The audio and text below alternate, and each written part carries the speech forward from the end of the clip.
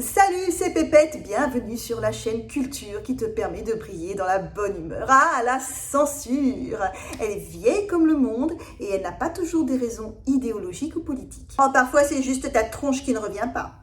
Dans cette vidéo, nous parlons des personnages de fiction qui, à un moment ou à un autre de leur histoire, ont subi la censure. Winnie l'ourson, Harry Potter, Sailor Moon n'ont pas toujours eu de la chance et les ignobles fachos ne sont pas forcément ceux que l'on croit.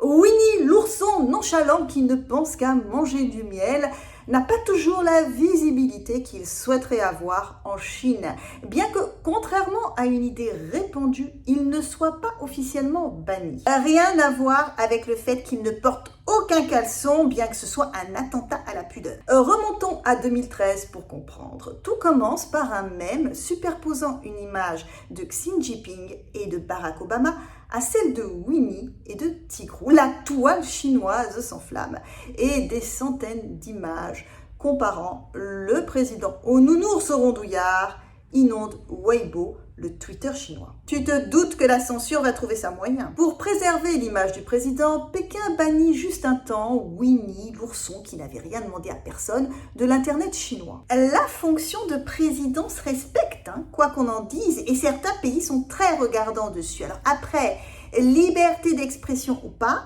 ça, c'est un autre débat. Quand en 2023, Winnie l'ourson, le film d'horreur, est interdit sur l'ensemble du territoire chinois, le débat sur la censure effective ou non a repris.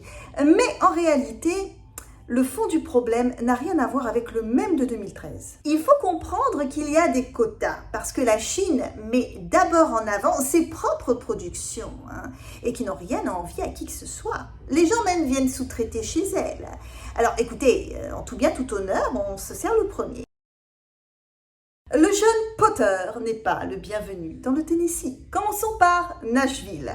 L'école catholique Saint-Édouard a décidé de retirer les livres de la saga Harry Potter de sa bibliothèque. Selon la direction de l'établissement, les sorts qu'ils contiennent pourraient ouvrir les portes de l'enfer. Ils voudraient éviter le remake de l'Exorciste. Tu sais, un enfant dont la tête tourne à 360 degrés, ça fait mauvais genre lors de l'inscription. J'en entends certains me dire déjà, mais il y a la magie noire, la magie blanche, en fait, de tout dépend de qui l'utilise. Cette école ne part pas de ce principe. Selon le père Dan Reil de la paroisse scolaire, la magie est maléfique, point barre. Et vouloir nous faire croire le contraire est une duperie habile du malin. Les sorts mentionnés dans les livres sont en réalité de véritables sorts qui, quand ils sont lus par un humain, risque d'attirer les mauvais esprits sur le lecteur. Donc cette mesure est de salubrité publique. Et si vous en doutez encore, sachez qu'il a consulté des exorcistes aux États-Unis et à Rome qui lui ont tous conseillé de retirer les ouvrages. La direction de l'école Saint-Édouard, elle, indique avoir reçu une plainte d'un parent d'élève à la suite de laquelle elle aurait décidé d'agir. Toujours dans le Tennessee, à Mount-Juliet, le pasteur Greg Luke a organisé un autodafé le 31 octobre 2022. Cela a tristement rappelé les autodafés allemands de 1933 où des dizaines de milliers de livres ont été brûlés publiquement par, entre autres, des enseignants et des étudiants, oui, les intellectuels. Ce style de censure existe depuis le 3e siècle avant Jésus-Christ. L'empereur Qin Shi Huang a liquidé les écrits confucéens à défaut de pouvoir se débarrasser d'auteurs. Des livres d'Harry Potter ainsi que d'autres œuvres jugées hérétiques comme Twilight ont été brûlés en place de grève par Greg Luke et ses adeptes qui ont ainsi assaini l'air de la ville.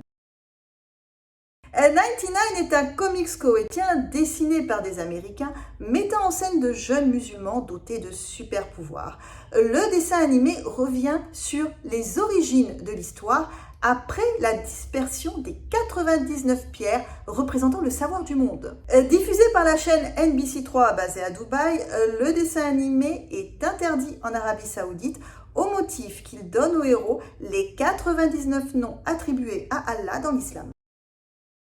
Sailor Moon et ses jolies filles aux super pouvoirs en jupe courte n'a pas été censuré, mais transformé aux États-Unis et en Europe en raison de ces personnages homosexuels. Car oui, Sailor Uranus et Sailor Neptune sont lesbiennes dans la version originale. Du moins, Sailor Uranus l'est à 100% et Sailor Neptune va passer un bon moment à se demander si elle en est amoureuse ou si elle est juste admirative. Bon, elles auront un petit date. Les téléspectateurs japonais le verront. Les téléspectateurs américains, eux, auront une version un peu plus tordue. Comme on ne pouvait pas les effacer, eh bien, on les transforme en cousines. En gros, chez les Yankees, c'est moins grave de s'aimer d'un amour ambigu quand on est parents. Elles ne sont pas les seules à avoir été remaniées. Zosie a été transformée en femme pour expliquer son date avec un super vilain. Les Simpsons n'ont jamais fait dans la dentelle niveau critique et se sont souvent retrouvés censurés dans différents pays du monde. En Birmanie, le film a été interdit à son époque en raison de la couleur de peau jaune des personnages. Et non, personne n'a crié au racisme des auteurs. Je vous explique. La couleur jaune a été choisie par Matt Groening pour que la série soit immédiatement identifiable dès que vous allumez la télé. Sauf que lors de la sortie du film, la Birmanie traitait avec la Ligue de la démocratie, dont les couleurs principales du drapeau sont le jaune et le rouge. Dans le contexte, le film à l'époque a donc été interdit pour ne pas montrer de parti pris ou inciter à la violence. Alors à toi qui trouves ça totalement absurde, sache qu'il vaut mieux ne pas prendre de risques avec la vie humaine. Voilà, cette vidéo touche à sa fin. On vous dit bye bye.